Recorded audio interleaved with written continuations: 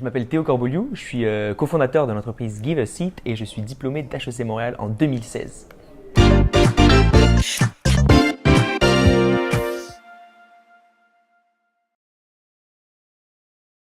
J'ai un bac S, un bac scientifique en France. Suite à ça, j'ai fait 2 années de classe préparatoire encore en France et je suis venu au terme de ces années de classe prépa en France à HEC Montréal, donc en première année directement, contrairement à beaucoup de Français qui font la prépa ici à HEC Montréal. Moi, je l'avais déjà fait avant, j'étais déjà préparé et mon expérience HEC Montréal a commencé très fort parce que j'ai eu la chance d'être dans le groupe 5 et donc j'ai eu des intégrations haute en couleur et une première année super intense parce qu'on a gagné le Graal à la fin de la première année. Donc ça a lancé ma carrière HECien de façon assez intense et je pense représentative de ce que peut offrir HEC en termes de vie associative, de réseau et en même temps d'expérience et puis avec tout le contenu académique qu'il y avait aussi derrière. Mais donc c'est un peu comme ça qu'a commencé mon expérience à HEC Montréal.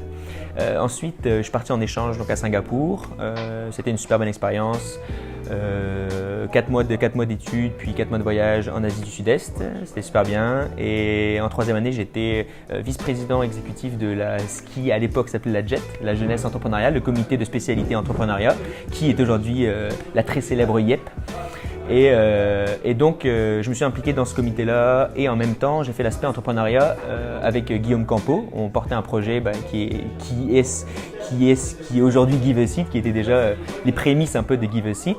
Et donc, ma 3e année était comme ça, rythmée entre les implications étudiantes à la JET et la création de cette entreprise qui est devenue Give a Seat. Et en même temps, un fait marquant a été notre entrée dans le parcours Rémi Marcoux, donc à la 2e session de la première année, le parcours Rémi Marcoux qui est un incubateur d'entrepreneurs, comme ils se définissent pas mal, qui aide finalement à guider les entrepreneurs dans le début de leur parcours entrepreneurial. Donc ça a apporté énormément de valeur à Guillaume et moi au début de la construction de notre entreprise. Et on a aussi gagné, 2e événement marquant, on a gagné une bourse d'entrepreneuriat social délivrée par l'Auto-Québec en février, je pense, 2016. Et donc c'était une bourse de 10 000 $. On a donc fini HEC avec de l'argent dans un compte en banque et un projet d'entreprise viable, déjà certains clients, projet d'entreprise viable qui était concret, qui n'était pas juste un projet, donc qui nous a permis de sortir d'HEC Montréal et puis de concrètement lancer notre entreprise Give a Seat. Give a Seat, c'est la première billetterie caritative au monde et c'est ici à Montréal. Ce qu'on fait chez Give a Seat, c'est qu'on propose aux organisateurs d'événements sportifs culturels de faire don de billets d'événements. Donc nous, on se retrouve avec ces billets d'événements-là qui ont été donnés par les organisateurs. On les vend à un prix défiant toute concurrence, souvent à 50% de rabais, et on redonne 80% de la vente à des organismes caritatifs choisis par les donateurs des billets en leur nom. Donc finalement, ce que Give a Seat permet de faire, c'est d'une part dynamiser la vente de billets d'événements, mais aussi permettre aux organisateurs d'événements de s'impliquer socialement. Ça permet aux étudiants, jeunes travailleurs, parce que c'est le public qu'on vient rejoindre prioritairement, d'avoir accès à des billets d'événements à Montréal pour des événements, donc je le dis, sportifs, culturels, de la Formule 1 au festival Juste pour rire, au pique-nique électronique, en passant à des shows d'humour. Vraiment tout type même on a vendu des billets pour le marathon de Montréal, tout type d'événements sportifs, culturels, à moitié prix.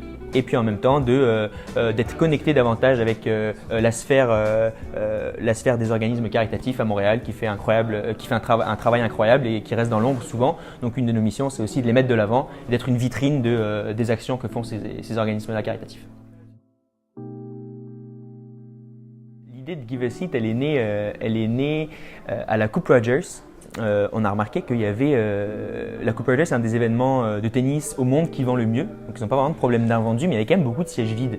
Donc là, c'est là qu'on a commencé à réfléchir donc dans la démarche entrepreneuriale, on parle toujours de s'attaquer à un problème, d'essayer de résoudre ce problème-là, puis la solution viendra dans le processus finalement de résolution du problème. Et donc le problème qu'on a détecté, c'était ces sièges vides lors des événements. Et donc on a commencé une fois qu'on avait détecté ce problème-là, que c'était vraiment un problème pour les organisateurs d'événements. Ils n'avaient pas de bonne solution pour remplir ces sièges-là. Ils avaient des méthodes complètement qui ne fonctionnaient pas. Ils faisaient appel à des figurants pour remplir les sièges, des gens qui venaient s'asseoir dans les sièges pour remplir, pour que l'événement ait l'air plein à la télé. Donc là, on s'est dit qu'il y avait vraiment une opportunité de mettre en place une solution qui était plus positive que ça. Et on avait aussi des valeurs sociales qui nous donnaient envie de redonner une partie des ventes à des organismes. Donc là, on s'est rendu compte que finalement, on a réussi à mettre en place un modèle d'affaires qui combine un peu tous ces différents points-là, un impact social, local. Aussi, on voulait démocratiser l'accès aux événements pour les étudiants, parce qu'on était étudiants, on avait eu un petit peu cette frustration d'être étudiant dans une ville dynamique comme Montréal, mais de ne pas pouvoir en bénéficier au maximum. Donc de résoudre aussi ce problème-là, puis surtout apporter une valeur à ces événements qui essayent de dynamiser la vente des billets ou de communiquer différemment. Donc on a mis tous ces 3 trucs-là dans une boîte, on a remué, puis c'est Give a Seat qui est sorti après pas mal d'heures de travail. Pendant toute la phase qui a précédé notre 3e année à HEC Montréal en spécialité, où on aurait donc 1 an pour travailler vraiment sur notre projet, encadré par des profs, encadré par différentes ressources à HEC. Pendant la période qui a précédé ça, donc on était en échange, Guillaume, cofondateur de Give a Seat, puis mon ami de longue date et moi, puis on était vraiment on a vraiment switché notre cerveau en mode entrepreneur. Dès qu'on était confronté à n'importe quelle situation de la vie, on ouvrait une bouteille d'eau, on se demandait est-ce que le fait d'ouvrir cette bouteille d'eau comme ça, c'est la meilleure façon de le faire ou est-ce qu'il n'y aurait pas une meilleure façon de le faire. Puis c'est avec un peu cette idée de tout tester, de tout challenger, que quand on arrivait à la Coupe Rogers, qu'on a vu tous de nombreux sièges vides, qu'on a entendu les solutions un peu loufoques qu'ils avaient pour répondre à ce problème-là, Guillaume qui avait une bonne connaissance de cet événement-là à l'interne, c'est là qu'on s'est dit ok. Puis là ça a été assez rapidement parce qu'on s'était mis aussi dans ce mode-là de questionnement puis de remise en question perpétuelle un petit peu. Ça c'est vrai qu'en tant qu'entrepreneur, puis j'aime pas trop le terme entrepreneur parce qu'on est cofondateur d'entreprise finalement avant tout. Puis entrepreneur c'est comme un statut de gens qui entreprennent des choses, puis entrepreneur c'est pas vraiment un métier, c'est comme soit t'es dans une entreprise, soit bon en tout cas. Mais donc je suis cofondateur d'entreprise, puis donc c'est vrai qu'au début on fait un petit peu tout de A à Z, de la rencontre des clients au service après-vente, à la vente physique, d'aller voir les organisateurs d'événements physiques. Mais après plusieurs temps on a remarqué que Guillaume avait ses forces, j'avais les miennes, et on a réussi à avoir des stagiaires puis des employés qui nous permettent aussi de réaliser certaines tâches. Donc on n'est plus en train de tout faire de A à Z. Et moi ce que j'aime faire et ce que je fais principalement chez Give a Seat, c'est aller démarcher des événements, puis aussi la communication sur les réseaux sociaux. C'est ces 2 choses-là principalement, mais c'est vrai qu'on vient toucher à plein de choses. Rapidement, cet été, l'été c'est notre grosse période avec tous les événements. On est aujourd'hui principalement, je peux même dire exclusivement à Montréal et un petit peu au Québec. Mais donc l'été c'est notre grosse période parce que Montréal connaît un boom au niveau de l'événementiel en été. Donc cet été au pic on était 6 avec des stagiaires, des employés, Guillaume et moi. Et sinon le reste de l'année on est 2 ou 3. Et puis là on vient de retomber à 3. En termes sinon de chiffres, Give a Seat c'est environ 5000 billets vendus. On a fait un lancement officiel le 1er juin dernier, donc c'est notre 2e été, au terme de notre 2e été. Environ 5000 billets vendus, puis plus d'une centaine de milliers de dollars remis à des organismes caritatifs sous forme de dons. Donc ça c'est un peu les chiffres desquels on est fiers. Puis les objectifs l'idée c'était de commencer avec un marché local pour résoudre ce problème-là de billets invendus ou de volonté des organisateurs d'événements de s'impliquer socialement, de comprendre bien comment ça fonctionne, d'adapter une solution, puis après ça d'étendre cette solution-là à l'étranger. Et puis c'est un peu vers là qu'on est tourné en ce moment. C'est ça le défi de l'entrepreneuriat, c'est qu'on ne sait jamais combien de temps ça va prendre, où est-ce qu'on va se rendre, combien ça va coûter, quels sont les efforts qu'il va falloir fournir pour arriver là. Mais l'idée c'est ça, c'est de reproduire ce qu'on a réussi à faire à Montréal. On s'est rendu compte qu'on avait besoin de volume pour que l'entreprise fonctionne bien, donc de reproduire ce qu'on a réussi à faire à Montréal dans d'autres villes comme Toronto. On a identifié que les villes canadiennes étaient sûrement les plus propices comme 2e phase d'expansion.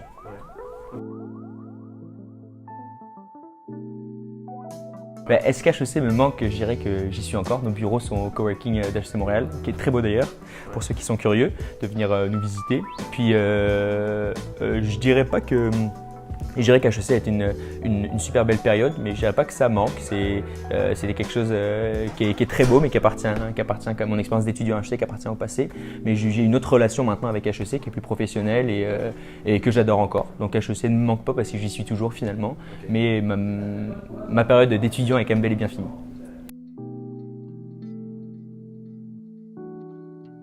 Je dirais que mon meilleur souvenir à HEC, il y en a eu plusieurs. Quand on a gagné la bourse, c'était un super bon moment, mais aussi quand on a levé le gras dans les airs à la fin de la première année, c'est quand même un moment dont je me souviendrai très longtemps, je pense. Pas tant quelque chose que j'aurais voulu moi savoir, mais quelque chose que j'ai découvert et que pour ceux qui, pour être sûr que tout le monde le découvre aussi, j'ai l'impression, puis après avoir gradué, puis vu comment moi et les amis qui ont gradué en même temps que moi, on s'est inséré dans la vie professionnelle à Montréal ou à l'étranger. Ce qui a de la valeur finalement, oui c'est le diplôme, oui c'est le GPA, mais c'est aussi énormément, puis on ne dit jamais assez, ce que vous avez fait à côté et qui vous connaissez, qui vous avez eu la chance de rencontrer, avec qui vous avez collaboré au long de vos études. Et donc ça vaut vraiment la peine de s'impliquer dans des assos, d'organiser des événements, de ne pas avoir peur d'aller au contact des professionnels, des entreprises, des entrepreneurs, de groupes, peu importe lesquels que ce soit, d'utiliser le véhicule que c'est d'être étudiant à HEC Montréal pour sortir de l'école, aller voir rencontrer le monde professionnel et aussi pour se faire un réseau d'amis, pour se faire, pour rencontrer les gens avec qui on étudie, les gens des autres universités et c'est ça. C'est important d'avoir des bonnes notes, mais juste des bonnes notes, malheureusement, ça ne décroche pas tout le temps un emploi, alors que des bonnes relations avec des entreprises ou des gens, ça décroche beaucoup plus souvent un emploi. Donc la meilleure solution, c'est la combinaison des deux.